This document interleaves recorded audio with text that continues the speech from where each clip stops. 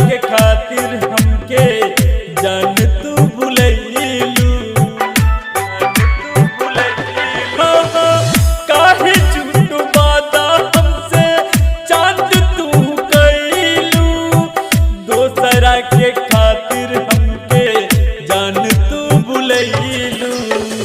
हम तो के नहीं भूलब हो, हम तो के नहीं भूलब, प्यार करब बेमिसाल हो।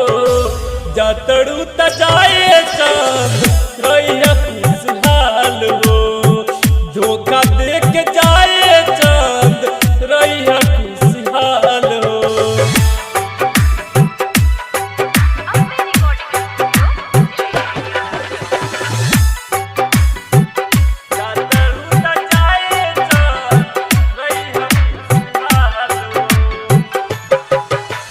डीजे मनीष रक्सौल।